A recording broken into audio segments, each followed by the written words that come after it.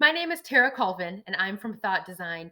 And I want to share a few tips with you today about how to have work life balance when you're working from home. This has become huge over the last couple of years as more of us are working from home due to the pandemic and from employers offering some more flexibility as a result. And so this has kind of become a really big deal.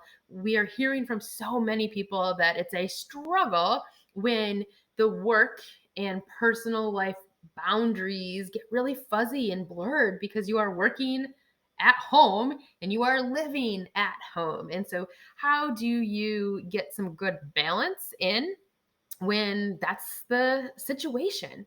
So, a couple of tips I want to share with you today. And the first one is really about routines. In the past, we had routines that were okay. In the morning, here's what I do in my personal life, and partly getting ready for work. And then I drive to work and I come into the office and I sit at my desk and I turn on my computer.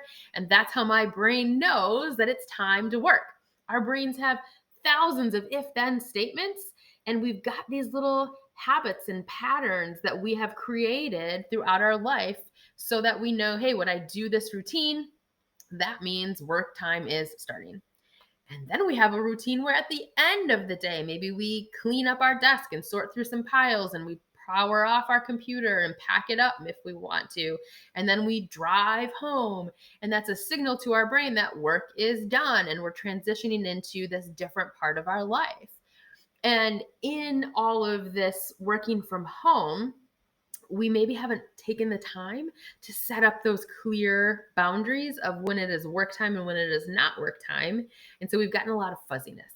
So, coming up with the new routines when you are working from home to signal to your brain what mode it's in can be really helpful.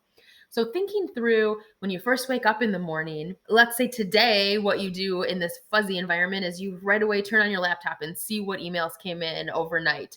And you get going on those. And all of a sudden, you're like, wow, I haven't eaten breakfast. I haven't gotten out of my pajamas yet. And I have some things in my house that I want to take care of. And so, that feels kind of scrambly to you. And then it's 8 o'clock and other people want something from you. And so, you're back at your computer. Instead, how do you want that day to go? How do you want that morning to go? And figure out what's the routine that you need to set that in place. So, for example, if you want to start your morning really focused on you or a couple of personal priorities, maybe it's associated with the first thing I do is brew coffee. And when my coffee is done, I take my cup and I go over to this chair and I read or listen to this podcast or whatever the thing is that you want to start your morning with. Then another routine for when it's time to start your work day. One of the things I do is I go into my Amazon Music account and I put on focus music that plays for a couple of different hours. It's a few hour soundtrack. And starting that focus music is a signal to my brain that, hey, we are moving into work mode. That's a part of a routine that I've created. Another thing is that I sit down at my desk when it is time to work. So you can maybe see behind me is my kitchen.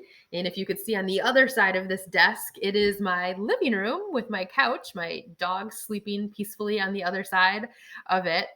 So my workspace is literally in the middle of my personal space. And a rule I had to make when we made this transition was that my laptop stays at this desk. And so work happens when I sit in this desk chair and sit in front of this laptop. Prior to that, my laptop would come to the couch all the time. So I had to make this routine that work starts when you sit down here and personal time starts when you sit down on your couch. So that's a distinction I've made. Another great time for a routine is when you want to end your day, especially if you're finding that dragging into the evening and thinking about what's the routine you want. Is it powering down your laptop? Is it maybe you've got an actual office in your home and you can leave that room and close the door so that your brain knows what happens inside that room is work and I'm outside of it now. So think about what those routines are. It might be helpful to think back to when you used to have to go into the office. What were the routines that you had that signaled the end of the day? Or maybe you're part time, you're at home, and some of the time you're in the office. What are those office routines? And getting that set up. You might want to even have routine that ends work for you and a routine that starts personal time for you. Maybe starting personal time as I get up and go outside, or I get up and go take a walk. I get up and go ask my loved one how their day was, and we transition into that personal time when work is done. So you've got kind of back to back routines to help your brain know work is done and personal time is starting. Second strategy is the use of time blocks. Time blocks is just what it sounds like. It is setting aside time on your calendar formally to work on your priorities. Sometimes the reason that work is bleeding into these other parts of our day is maybe because we're not getting all of the priorities done during what's supposed to be work time. And a time block can help you, that strategy can help you get more of the right things done, more of those priority items done during the day. There's a whole nother video that you can go find on what makes a good quality time block. So check that out if that's a strategy that you want to try and implement to improve that work life balance when you're working from home. And something to think about is that time block doesn't just have to be for your work priorities, it can also be for your personal priorities. So if you want to have a 60-minute time block of sitting down and eating dinner with your family, great, schedule it.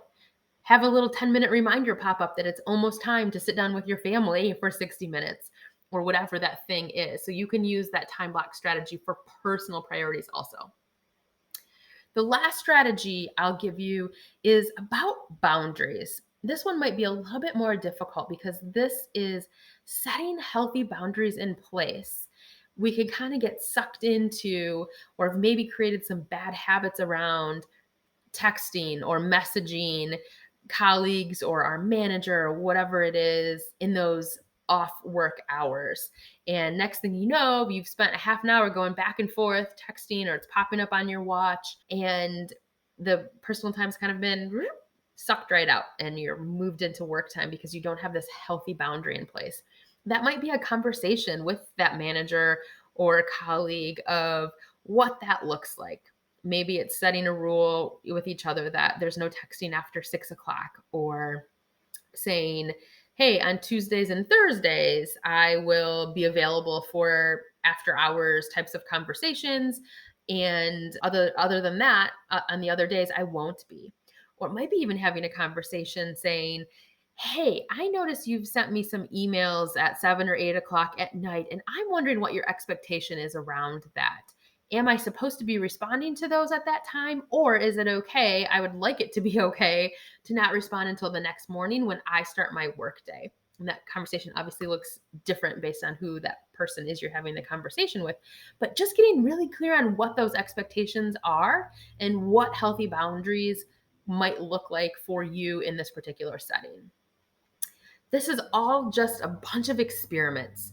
So think through each one of those three strategies. Think about what one might be most helpful for you, and just pick one or two experiments to run to see if it helps get you closer to some of that balance while you're working from home. So maybe you're really struggling to end your workday and it just kind of bleeds into the night for you. Great. That's a great place to start experimenting.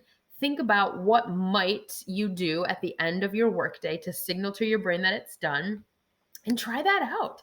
See if it helps you. Give it a couple of days. Pay attention to what is it that I want to have happen, and is this getting me closer to that or further away? Closer, great. Do more of it. Further away, okay, no worries. You've learned that that strategy is not the right one. Let's pick a different experiment to run and see what impact that has. So have fun experimenting. There's a free resource for you down below if you want to click on that link. And there's also the Take Back Your Time course if you want to really dive in and make some significant changes around this. Thanks.